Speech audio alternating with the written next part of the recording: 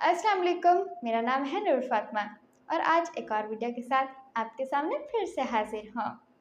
अगर आपकी किसी के साथ कोई झगड़ा हो जाता है, लड़ाई हो जाती है, किसी बच्चे के साथ, किसी बड़े के साथ, किसी अजीज़ के साथ, बॉस के साथ, किसी के भी साथ आपका कॉन्फ्लिक्ट हो जाता है, फ़ाइट हो जाती है, तो इसे ठीक करने का सबसे अहम तरीका ये है कि आप उस लड़ाई को, उस कॉन्फ्लिक्ट को हवा देना बंद कर दें, उसे फ्यूल देना बंद कर दें। उस लड़ाई से जुड़े लोगों के कम्युनिकेशंस के साथ उस लड़ाई को लेकर बातचीत ना करें। मैं फिर से समझाती हूँ, उस लड़ाई से जुड़े लोगों के राब्तों के साथ उस लड़ाई को लेकर बातचीत रोक दें। यही सबसे पहला तरीका है उस मामले को बेहतर करने का।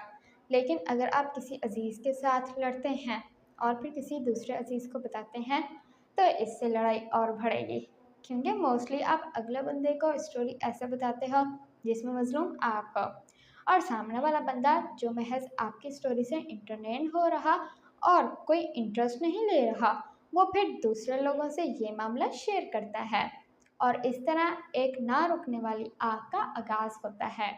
एक बात को ज़हीन नशीन कर लें, आपकी प्रॉब्लम आप ही की प्रॉब्लम है। अपने बनाने वाले से मामला डिस्कस करें, प्रॉब्लम के सोर्स को तलाश करें और प्रॉब्लम को कन्फ्रंट करें। इससे वो प्रॉब्लम हल हो जाएगी। शोर करने से कुछ भी हल नहीं होगा, बल्कि मुश्किल बस रुकने का नाम ही नहीं लेगी। If you don't fuel the conflict will die. हमेशा याद रखें, गुस्से और ताकत की ज़रूरत तब पड़ती है जब आपने कुछ बुरा करना होता है, क्योंकि गुस्सा और ताकत बस बिगाड़ पैदा करता है, वरना ज़िंदगी में सब कुछ पा लेने के लिए बस प्यार ही काफ़ी है। This is Noor Fatima. Thank you so much.